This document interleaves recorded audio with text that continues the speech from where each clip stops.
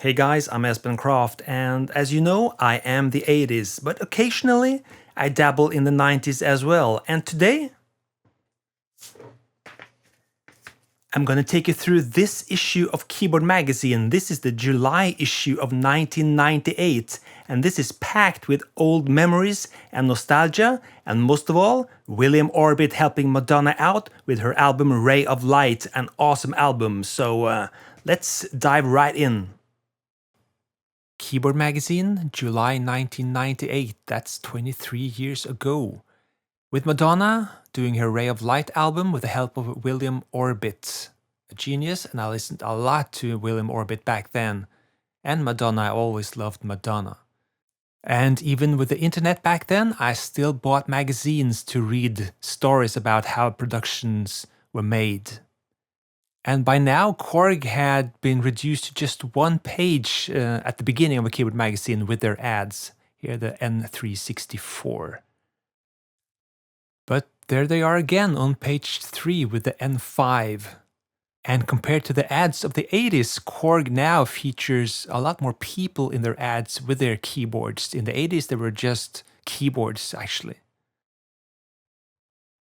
From the editor, and you have an ad from Sweetwater. They're still going. Letters to the editor, and oh yeah, Sonic Foundry Acid. You remember that? I used that in the 90s and early 2000s.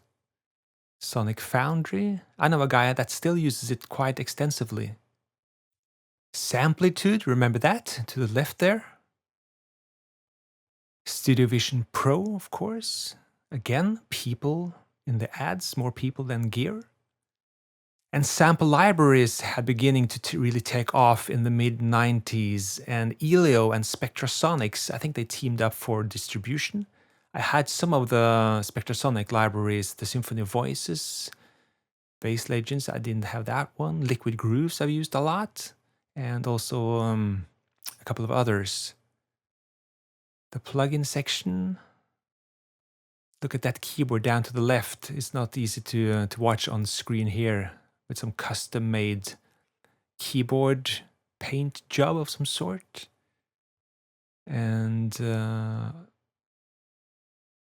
more news. And yes, the Yamaha A3000 sampler and effects unit. I have a video on that on my channel where I use this as an effects unit. Very nice, very dark, gritty.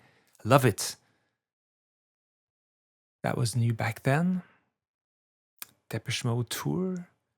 The Layla Echo, anyone remember that? I never used that. But I know it was featured a lot in the US. And the Gigasampler, I had that one. That was the first plug-in virtual sampler, and it was so much fun back then going from those hardware samplers over to this one. I too was swept away by this plug-in wave that came. I've gone back now, as you know, but the Gigasampler was a lot of fun. East-West sampled sounds and music software, one of the biggest ones. I had some of those as well. Which one did I have? The Ultimate Strings, Voice Spectral, I still have that one. Black Butter, I don't have that one, but I think they'd never call it that today, actually. No PayPal for payment back then, I think. News Gear or New Gear, tools of the trade. The Fat Boy, of course, I remember that one, and small portable digital mixers like the Tascam TMD1000, of course. The Frankfurt Music Mess, or Messe, the Akai S6000, and the Quadrafos, of course. I used Quadrafos a lot. And we have more, the Yamaha Digital 01V mixer, of course. And what else? The Studio 128X MIDI patch bay and the Lexicon PCM 81 and 91. The Mackie reference monitor, Humberto Gatica endorses it. And here's the main feature of this magazine, the William Orbit, telling about how he made the sound for Madonna's Ray of Light. I think Ray of Light is a very, very good album. I listen to it to this day, actually. And the day that Keyboard Magazine comes to visit Orbit, he's remodeling his studio, so that's why all his stuff is piled up like this. I don't think Keyboard Magazine was aware of that at the time. But nevertheless, they conduct a very nice interview with him.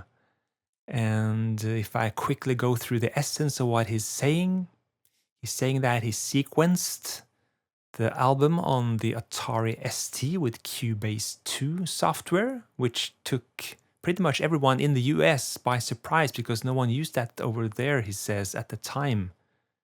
And I read that a lot. I think Cubase was more popular in Europe than in the States.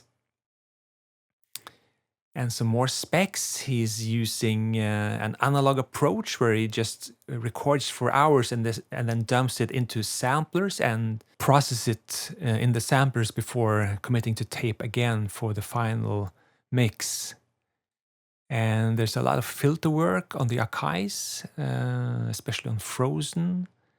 And what really piqued my interest in this article back then is how he did all the vocal chops and effects on Madonna's voice. A lot of panned vocal chops. And he says that he used an old device called a PanScan from a company called ADR. And that really stuck with me because I had never seen or heard one at that time. And for many years I tried to find one. But finally now I actually have one in the studio. And I look forward to showing you that a little later in another video.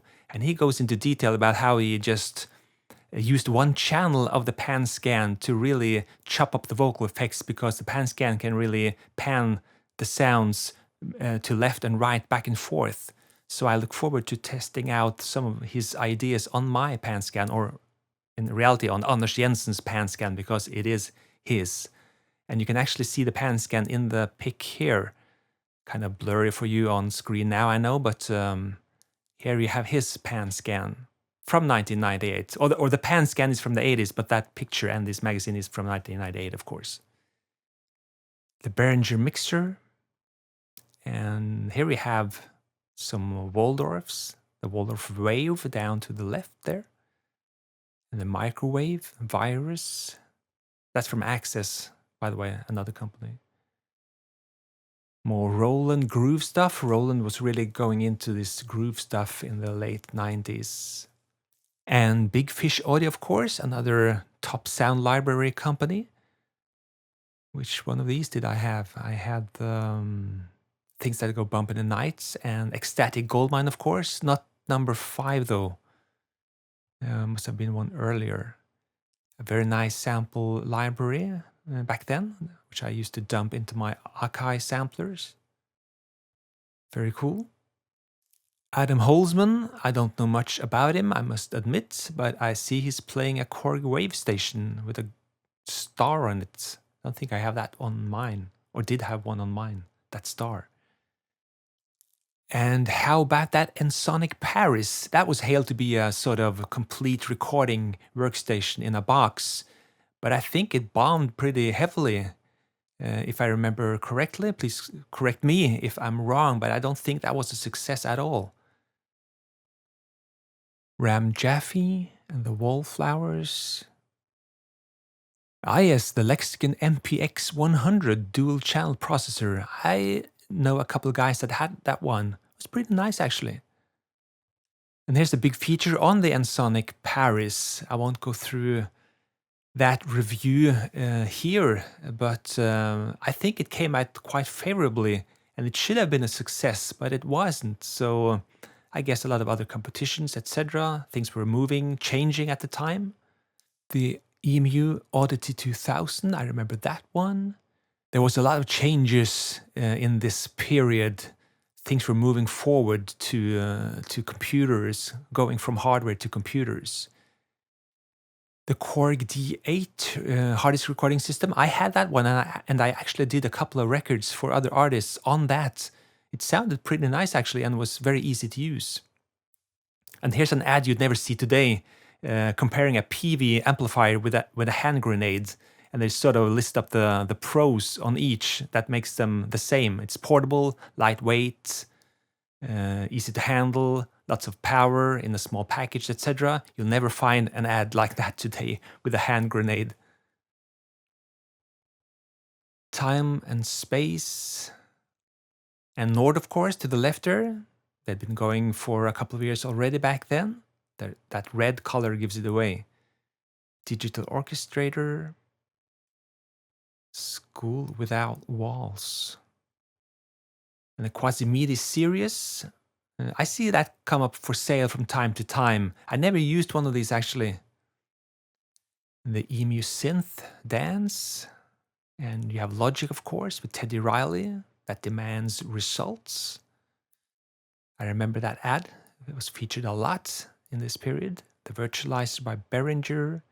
And DAT machines was, of course, still going strong back then. And Tascam was one of the biggest one. Here's a 2DAT machine.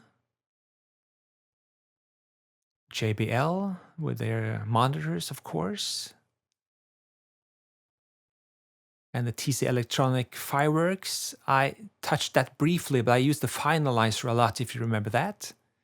The quick lock stands. And look at that Cubase VST ad.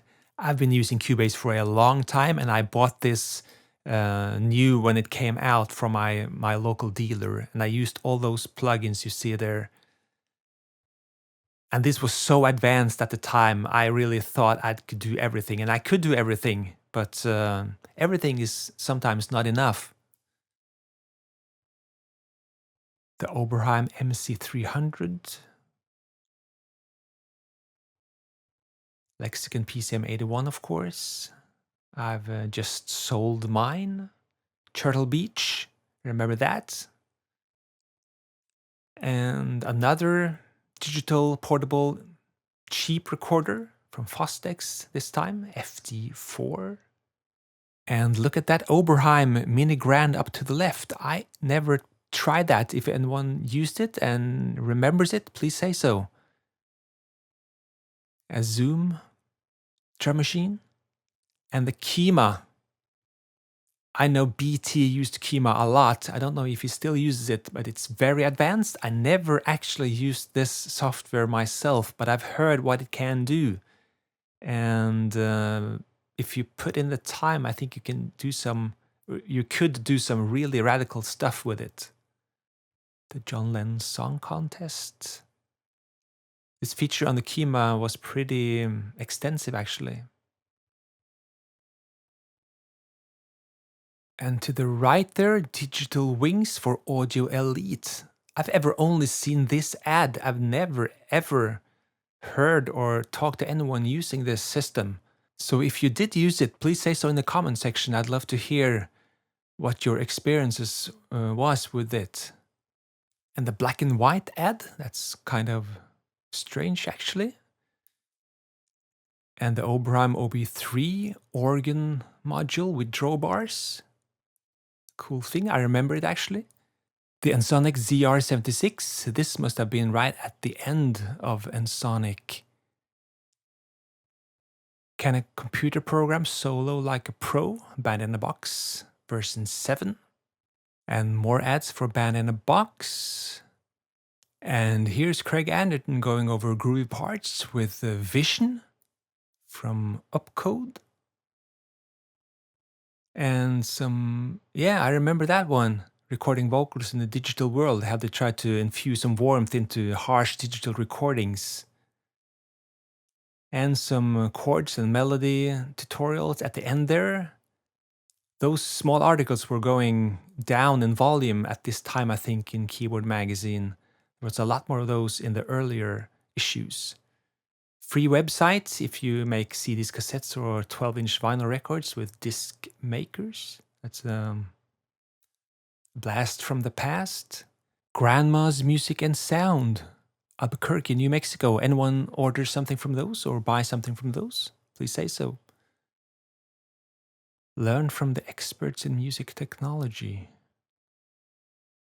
And the rest of this issue is probably just ads, music books, and the ad index. And now we'll probably come to the classified ads.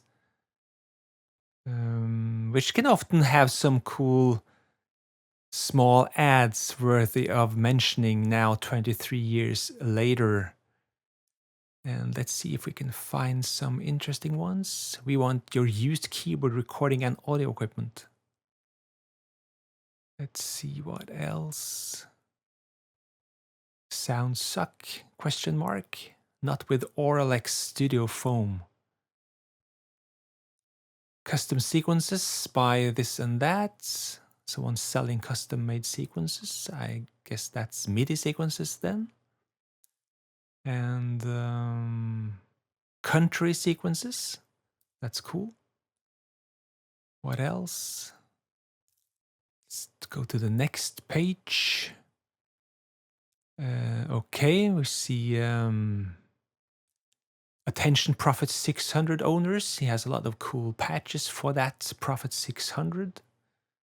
Standard MIDI files. And we come towards the end, and you see the Kurzweil Audio Elite system, a complete workstation type sort of keyboard. That's pretty expensive even back then. And we have the Mark of the Unicorn introducing the 2408.